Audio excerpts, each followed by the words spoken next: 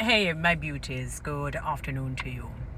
All right, so I know that most, if not all, Jamaicans are aware of the saga as it relates to Vybz Kartel and his present status. As ISAT says, his conviction has been overturned. He's no longer a convict by the Privy Council, and they're just awaiting whatever final document from them to sign off to suggest that at this present state, for the layman to understand, it's like he's a so-called a free moral agent in a sense, but he's just detained, I think, at Tower Street, he said, somewhere there.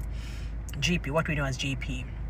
All right, so he's no longer a convict on the basis of what the Privy Council has said, because, there was a lot of discrepancies, especially from a particular juror and whatnot. The whole judiciary just went off. And, there has been some talk. I'm not sure if it came out of the DPP's office. I don't know. But that there may be a retrial as it relates to Vybz Kartel. All right. The reason why I'm not too pleased on that, because my concern, and if I'm ignorant, I would love to be in the know, is that taxpayers' dollars again will be affected. With a retrial after, let us say, 14 years in totality, because I think how many years he has been incarcerated? 10 to 12. How many years has he been incarcerated? I know I think it's the entire duration, with him, I think, being detained for a while before it went to trial and all of that. I think it totals to about 14 or thereabout years. Almost half the sentence that he, supposedly would face. Isn't it 30 years he was given? And so on, almost half. So it has been a little while. It has been a while too. In fairly recent times, when Janella was interviewing and speaking with Dion Jackson Miller, a lawyer by profession, or legal mind, I think, if she's not, professionally so, but I think she is, stated that, one of the downside to a retrial is that, a lot of memory would be gone in terms of people remembering details, important details, salient details as it relates to the case. I don't remember what you were saying about the star witness. Yes, I don't know the whole star witness. I don't know if something has gone awry with the star witness. I can't recall exactly what you was mentioning about the star witness, but it was not something, like when a light bulb is turned on in pure darkness and you can see your way through. That's not the feeling that I personally got. I know that she had moved on to ask him, what if he were set free, would he sue? And she was saying it makes no sense. And it would prove futile for him to do that, with a lot of, things at play because of the star witness. And, there was salient information, that was put to the fore initially. So it really wouldn't make any sense for him to do that. So it would just be, let bygones be bygones sort of a situation. But my fear is really for the Jamaican people. We can't afford to lose a dollar more. We really want some more money for put in our pockets. That has been the cry of the Jamaican people for years. So my fear with this retrial is that it will affect taxpayers' dollars. Obviously, just looking at the various amenities, the place has to, they have to use the place. The place has to be cleaned. People going to work, they have to be paid. This is something as it relates to the public. So it must be public funds that will be hit yet again. So that is my fear with a retrial. I am not saying that the people must not go by the books. But come on, we know that in this country, when you're from a certain social strata, favor is not found among you. And when I say among you, I'm talking more than two people. Favor is not found, especially if you're of the lower echelon of society and so on. Even if you have attained a lot of wealth, if they know you to be from a certain strata, your goose cook. Your goose and your gander cook properly too. So it is a taxpayers' dollars that I'm thinking about.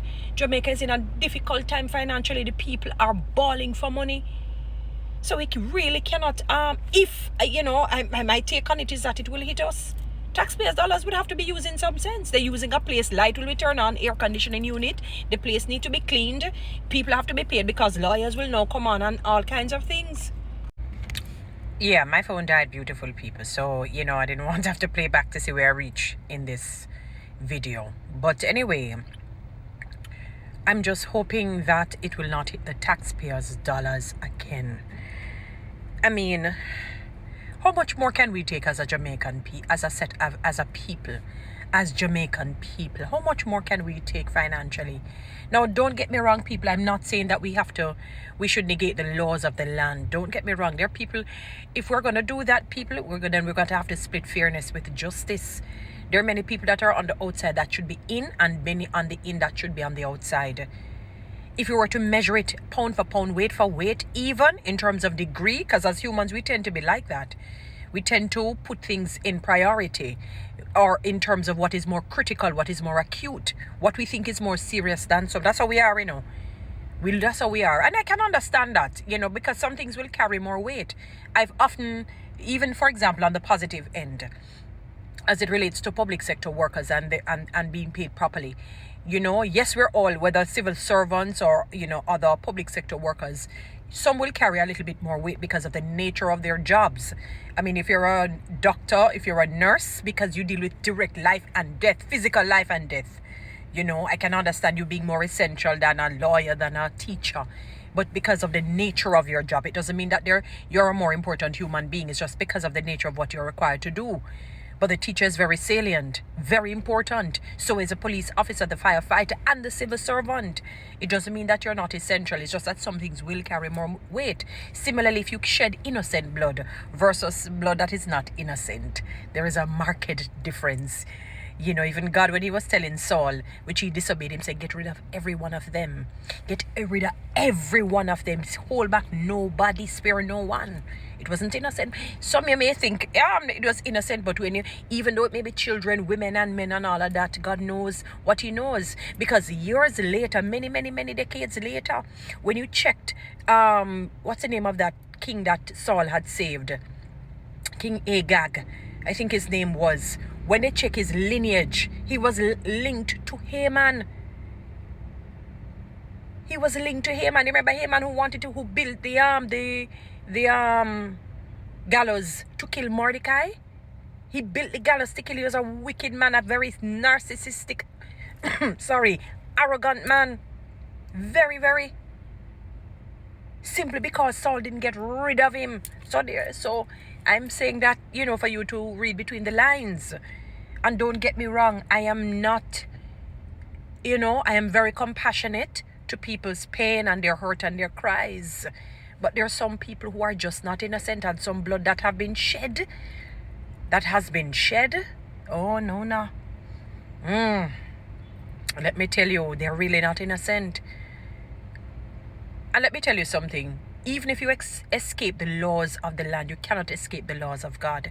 So let us say hypothetically that Vybz Kartel is guilty. I don't know. I can't say he's innocent. I can't say he's guilty. I wasn't there. I don't know. Let me tell you, I'm sure that he has, for the 10 or more years that he has been imprisoned, he has faced what he needed to face. See there, he's ill and really needs medical attention on the basis of what the media has promulgated. Right? And if he comes out, I guarantee, I doubt it very high.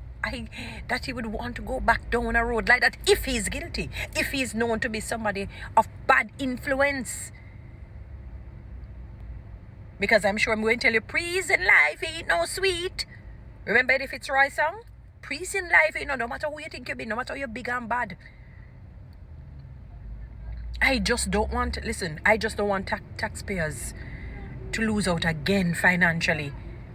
I wouldn't mind that some of the money that goes out comes back to us so that we can build our lives successfully, coherently, sweetly, wonderfully. We're tired of the difficult lives. See, civil servants need to get some back money and all of that. Can't seem to get it. Trying to get to MOF, Ministry of Finance, can't get through to them. I don't know if the president has gotten through. And then, you know, because it's not just him, you know, it's the other two people. So it's the taxpayers I'm looking at. Our monies. Will it be hit? I need somebody to tell me, will it be hit? Oh no, God, this is crazy. This is utter madness, if that's the case. Guys, follow me on TikTok. subscribe to my YouTube channel. Please share this message. Thank you.